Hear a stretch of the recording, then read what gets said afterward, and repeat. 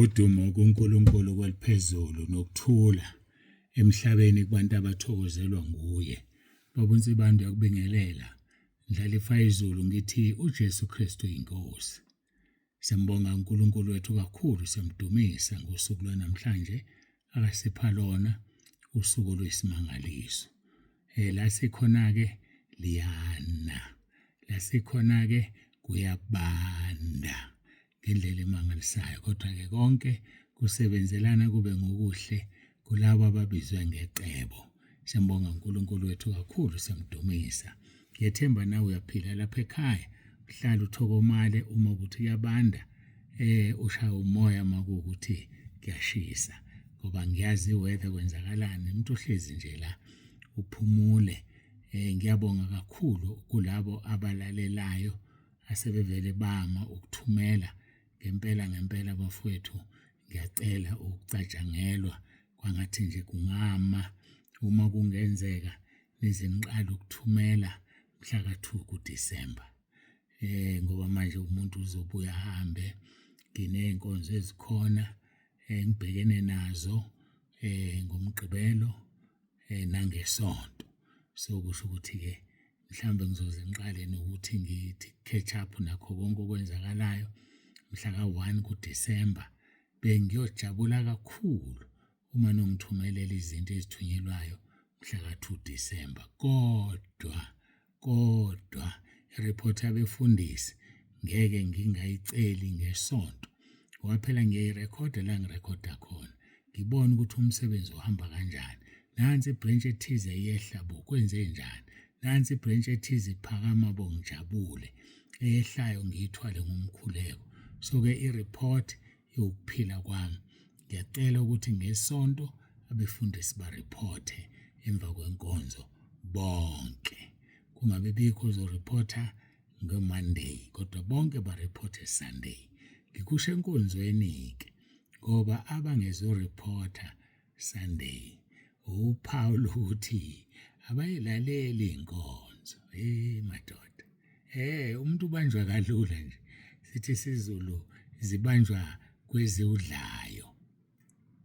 Hhayi-ke nginethemba ukuthi report Sunday uNkulunkulu engigcinile, nawe futhi umfundisi ekugcinile, sothola i-report Sunday emva kwenkonzo. Bese-ke bonke abanye ngiyacela ngisebenza kanzima. Abakwazi ukungibamba emoyeni bayangibamba, khona into abayibonayo. Abakwazi ukungibamba angifuni ukusho angifuni mhlawumbe ngisho ngesonto elizayo, kodwa khona ababambayo emoyeni. Mawukwazi ukubamba kumoya ujabule, ujabule. Khona abangibambayo emoyeni, khona abangangibambi. Yabona yabazi nje ukuthi kwenzakalani, kodwa kulungile-ke uma uNkulunkulu esigcina incazelo noyithola ngesonto elizayo. Asimbonge uNkulunkulu kakhulu, sithandaze. Ngishilo ukuthi isimo engiphe kwaso nengisebenza phezu kwaso la ngikhona asingivumeli, ngoba kuzofuna ngisukume ngesithathe isihlalo ngishonise le, kanti iyabala lento ebalayo, iyahamba kakhulu ku-YouTube, ngoba kuzoba i-chaos ku-YouTube. Kulungile ku-WhatsApp ngoba u-WhatsApp aniboni, kodwa ku-YouTube bayabona, ngeke kube yinto enhle. Ngakho-ke ngiyacela niguqe nonke nikwazi ukuguqa bese siyathandaza. Baba wethu ongcwele, uNkulunkulu nomusa, siyazithoba phambi kobuso bakho, siyakubonga, siyakudumisa kakhulu ngosuku lwanamhlanje. Siyabonga Nkosi nokuthi usiphethe ngesakhe isandla, impilo yethu ihlezi kwesakhe isandla. Qhubeka-ke Nkosi usiphathe, ngoba siyazi ukuthi ushilo kuFiliphi 1:6 wathi uma usuqalile umsebenzi uyawufeza. Ngiyakuthandaza-ke Nkosi, khumbula bonke emuva lasisuka khona abahanjelwe izihlobo, abefundisi, Bishop elishonile nomfundisi ohanjelwe indodakazi yakhe. Ngibabeka kuwe Nkosi, baqinise ngomoya wakho oyingcwele, ubapha amandla okubhekana nezimo nomndeni, babhekane nakho konke, kuhambe kube icebo lakho lokho okuhlosile ngokubalanda kwakho emhlabeni kwenzeke. Siyabonga-ke Nkosi ngakho konke, udumo lungolwakho lokufanele. Yiba nathi-ke kule nkonzo ngomoya wakho oyingcwele, uJesu Kristu eyinkosi. Amen. sizoqhubeka ke la sagcina khona enkonzweni yangoLwesibili, uLwesine namhlanje. So eyizolo ifike yayishintshela nje nayo.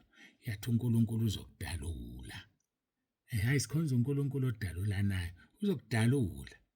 Yenze nje wena lento uyijwayele. Khona la izokuveza khona ukuthi awuhambe naye. Ayike sibuyele enkonzweni yangoLwesibili siqhuma kuyo. Nami izolo bengicabanga ukuthi siqhuma kuyo. Bengazi ukuthi kanti kwenzeka okunye. Hayi kunjalo phela mawugitshelwe. Kwenzeka intando yomgibeli, hayi intando yehashe ligitshelwe, hayi intando yembongolo egitshelwe. Siyambonga uNkulunkulu asifundeke izwi lenkosi elumgogodla kukaMathewu chapter 5 verse 9. Babusisiwe abalamulayo ngokuba bayakuthiwa abantwana bakaNkulunkulu. Abalamulayo babusisiwe ngoba bothiwa bangabantwana bakaNkulunkulu. Bese siya kuye-ke uHezekeli laphaya chapter 22 sifundeke kuverse 30. Inkosi ithi-ke ngomlomo kaHezekeli umprofeti, ngafuna kubo umuntu wokubiya uthango emesikhaleni ngaphambi kwami ngenxa yezwe ukuba ngalichithi, kepha angimfumananga. Sinombuzo besigijima nawe sithi kungani uNkulunkulu efuna umuntu na? Impendulo ithi ngoba isikhathi siphelile. Isikhathi siphelile mntakababa. Ususinikeziwe isikhathi esanele sokuthi uphenduke. Mawungafuni ukuphenduka manje ngiyadabuka. Ngoba inkosi izokulanda noma yinini. Mhlawumbe ingalandi wena wedwa isilande sonke. Bese besala-ke laba abangafuni ukuba sesimweni esifanele, abangafuni ukulungisa indaba yabo noNkulunkulu. Hayi uzosala mawungayilungisi. Lungisa mntakababa indaba yakho noNkulunkulu. Sikhuluma-ke la ngey'nsuku zokugcina. Usuku lokugcina sithe lihlukene kabili. Yilapho kuhlengwa imizimba yabangcwele ngokugcwele, noma yilapho abangalungile bevuselwa ukwahlulelwa. Siqedile-ke ngophathi 1 uthi kuhlengwa imizimba yabangcwele ngokugcwele. Sibhizi-ke nephuzu lesibili abangalungile bevuselwa ukwahlulelwa. Sigcine-ke ngoLwesibili sifunda u1 John chapter 5 uverse 11 and 12 uthi yilobu ubufakazi ukuthi usiphile ukuphila okuphakade nalokhu ukuphila kusendodaneni yakhe. Onayo indodana onokuphila, ongenayo indodana kaNkulunkulu akanakho ukuphila. Ngagcina ngibuza ukuthi wena unakho yini ukuphila na? Unayo yini indodana kaNkulunkulu na? Yazi-ke abantu abaningi baye bathi hayi thina sifuna ukukhonza indodana, sifuna ukukhonza uNkulunkulu, sifuna ukukhonza uyise. Ngifuna ukukutshela ngeke ukusiza ukukhonza uyise ngoba ukuphila kusendodaneni akukho kuyise. Wakuthatha ubaba ukuphila wakunika indodana. So usiphile ukuphila okuphakade nalokho ukuphila kusendodaneni yakhe. Ngoba phela iyona eyindlela neqiniso nokuphila ngeke kuye kuNkulunkulu uBaba ngaphandle kweNkosi uJesu. So inkosi uJesu mntakababa indlela neqiniso nokuphila. Iyona ezokuthatha iyise kuBaba wayo. So umelwe ukukholwa ukuthi uJesu khona. uJesu uthunyiwe uNkulunkulu. uJesu wafika waba inyama emhlabeni. uJesu wafa ufela izono zethu. Ukholwe ukuthi ngosuku lesithathu wavuka, wayesenyukele ekhaya ezulwini. Wayeselokhu ebuya-ke wanyuka okokugcina emva kwezinsuku ezingama-40. Yilokho kufanele ukukholwe. Uma ukholwa yilokho usulungisisiwe. Ngoba uRoma 8 verse 10 lithi uma ukholwa enhlizweni yakho ukuthi uNkulunkulu wamvusa uJesu kwabafileyo kuba ngokulunga. Uma uvuma ngomlomo wakho ukuthi uJesu Kristu uyinkosi ukusindiswa. Uyathanda ukusindiswa? Usindiswe ngokuthandaza abaseRoma 10 verse 9. Bakhona lapho ku-YouTube abaseRoma 10 verse 9. Mawusekhaya lezwi uyakwazi futhi ukuthi ucele unikezwe umkhuleko abaseRoma 10 verse 9 usho emva kababonsebande bese kuba ukusindiswa kwakho.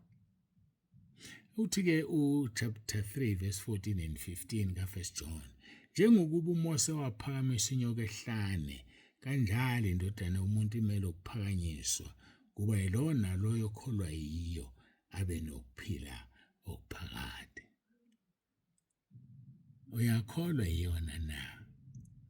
Phela abantwana baka-Israyeli babonile kuNkulunkulu, bazakhela ithole legolide balikhonza.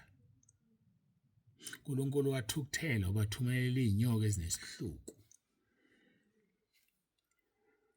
Uxolo zabaluma, bafa ubuthaphuthaphu.